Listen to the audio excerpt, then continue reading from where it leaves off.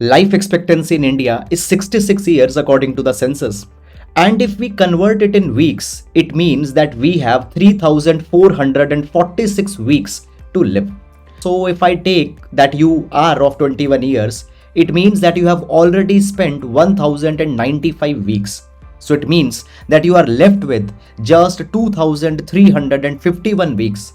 But even out of this, one third of your time would be spent in doing activities such as sleeping, bathing, etc. So, what is the effective time that we have? So, we have around 1568 weeks. So, now a question comes that how we should spend this particular time so that we can take maximum out of these remaining 1568 weeks. You might have made a lot of plans even in 2023, but many of you might have realized now that nothing much was achieved in the year that has went. So here in this particular video, I am going to share with you certain keystone habits which can make you more efficient, more productive, and can propel you towards a life of fulfillment. Now, first of all, a question comes that why I have used the word keystone habits, what these keystone habits are. So, in the book Atomic Habits by James Clear, he explains the keystone habit. Keystone habits are those habits which are the foundational and which drives many other habits. For example, suppose if I decide that every day I will be going to the gym. Now it is one habit, but along with that, I will start consuming healthy food. I will avoid junk. I will avoid sugary food. I might avoid late night parties. So, a lot of good things have followed this one habit. So, these are the keystone habits. So, let's start with these habits one by one. Now, the first habit that I want you to instill is that you should maintain a to-do list for every day and how to do this particular thing effectively. So I would advise you that please buy an yearly diary, the diary in which on top date is written and then there is one page that is given. Now I want you that, for example, on 1st of January, you need to write the 5 most important tasks for the day that are there. And then at the end, in front of that, you will also be making did it list. And you will compare this to-do list and did it list, and you will see that whether you have achieved what you wanted to do, yes or no. Now, why this to-do list is essential? So here I am going to take the reference of David Allen's book, Getting Things Done. Now, let's understand this particular thing in little bit more detail. See, often what happens, a human makes 35 to 45,000 decisions every day. And every decision that you are making takes a lot of energy. And what happens after some time, we don't have energy. And also we become directionless. We become a ship which has lost its way. And therefore we are not able to figure out that what is to be done. This checklist will keep you guided, will keep you in the direction. So therefore, this checklist is essential. And also I want you that you should do the weekly review of this particular checklist. And by this weekly analysis, what will happen? You will also get a bird's eye view that where you are lacking and immediate correctional steps should be taken. So this should be your regimen every day, that I will make a checklist and will make a did it list and will compare both of these. Even if you are lacking, you will have a contemplation of that in your mind. Then the next habit that I would like to focus upon is the power start. Now, what is this power start? And when we talk about the power start, here I would take the reference of Robin Sharma's book, The 5 AM Club. Now, Robin Sharma in this particular book, 5 AM Club, has said that the first hour of the morning is the most important because it sets the tone of the day. And even the importance of first hour of the morning has been discussed in the book Miracle Morning. Now, Robin Sharma explains that we need to divide our day. The first hour, he uses a formula, 20-20-20 formula. Now, what is this formula? So, first 20 minutes should be devoted to some light exercise.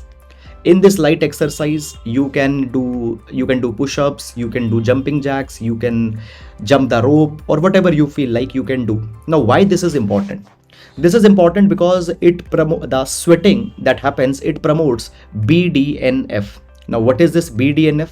BDNF stands for brain derived neurotrophic factor, which is a kind of a protein, and this protein is very important to shape the neuroplasticity. Now, what is neuroplasticity? Neuroplasticity is the brain's ability to reorganize itself, to form new patterns, to form new connections, to mold itself as per the world is changing. That potential of your brain is neuroplasticity. And for neuroplasticity, BDNF protein plays a very important role, and it is secreted when you do early morning exercise or the sweating that is happening. Then after that, next 20 minutes, you should focus on reflect. Now, what is this reflect? Here, you will do some journaling, you will do meditation, you will do some contemplation. Now, this thing will give you much needed mental energy for the entire day. And after this, the third slot of 20 minutes, you will be focusing on a thing, that is what my goals are. For example, the checklist that I mentioned earlier, you can prepare this entire checklist in these 20 days. You can review your goals. You can contemplate that what you are intending in your life, middle, medium term, long term. So this is the power start of the day. This is the second habit that I want you to adopt. The next habit that I would like you to adopt is that you should please stop taking the guilty pleasures. Now, what is the guilty pleasure? First of all, pleasures can be of two types. One are deliberate pleasures and one are non-deliberate pleasure. What is a deliberate pleasure? It is, for example, I planned a movie with my friends. I am going there. I am going to a wedding, a family function, and I am spending the time with the people who I love. So I am deriving pleasure out of it. This is a deliberate pleasure. I planned it. Then there are non-deliberate pleasures. For example, you are scrolling on social media or you are watching Instagram reels. Okay, you are deriving pleasure, but that is happening in an automatic way. That is a non-deliberate pleasure. Okay. However, whenever we are taking these pleasures, afterwards we start experiencing guilt. We regret, we curse ourselves that why I did this, why I spent time there, why I spent time there. Now, this is called as self-sabotage. And this self-sabotage is very deadly to your self-esteem. Okay. So what I want you to adopt, you should take deliberate pleasures. And once you take deliberate pleasures, you should not go in a guilt trip. You should not regret it, because these pleasures are important in order to avoid the burnout. And if this burnout came, then it will waste a lot of your time. So take the pleasures, plan them, make them deliberate, avoid non-deliberate pleasures. And when you're taking these deliberate pleasures, don't go in the guilt trip. And this particular thing has been emphasized in the book Everyday Hero by the Robin Sharma. He explains this particular thing, that I plan my pleasures and take them too often. So you should also adopt that. Then the next habit that I would want you to adopt is that you need to track down two things in your life and start doing it from the first day of the month, year. That is, track your expenditures and also track the calories that you are consuming throughout the day. And on this particular thing, much has been discussed by S.J. Scott in his book Habit Stacking. So there is a phrase that goes like this, that what gets counted gets accounted. Okay. Often a lot of people, they struggle with their weight. Now they say that we don't eat, but actually what is happening, they are consuming a lot of empty calories throughout the day. They're consuming cookies, they're consuming bhujia, namkeen, a lot of snacks, which is contributing to their weight gain. And often what happens, we don't realize this. So please download a health tracking app. For example, you can download the Healthify Me app. Whatever you eat, ensure that you are making an entry of that. That okay, I eat a samosa, I eat a jalebi. At the end of the day, you will get a log that how many calories you have done. And once you will do it for 5-10 days, you will not touch a lot of foods, because you have to enter that in the log. Also track your expenditures, because often a lot of money we are spending in the things which are not needed. So by tracking it, your finance and your health will get managed. And tracking the money has also been discussed in the book Psychology of Money. Fine. Then the next habit that I would like to focus upon is that you should opt for some workout regimen. And on that, here we find that Mr. James John Medina has discussed in his book, that is Brain Rules. So he explains this particular thing, that how the evolution of humans happened. Humans evolution never happened on sitting on the chair. Fine, they were constantly running. Sometimes they were chasing an animal to eat, sometimes they were getting chased. Always they were on the feet, and during this activity this brain got developed. Sedentary lifestyle has evolved in last 200 years, and this sedentary lifestyle is impacting our mental health in the ways you cannot even imagine. And John Medina, even in the first chapter, 12 brain rules, he says this thing, that you have to move, you have to do some exercise.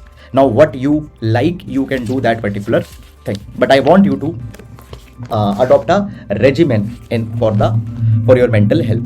Then the next thing that I would like to emphasize is that you need to choose your battles wisely. Now what do I mean by choosing your battles wisely? See this particular thing, often we sweat a lot on the things which we cannot control.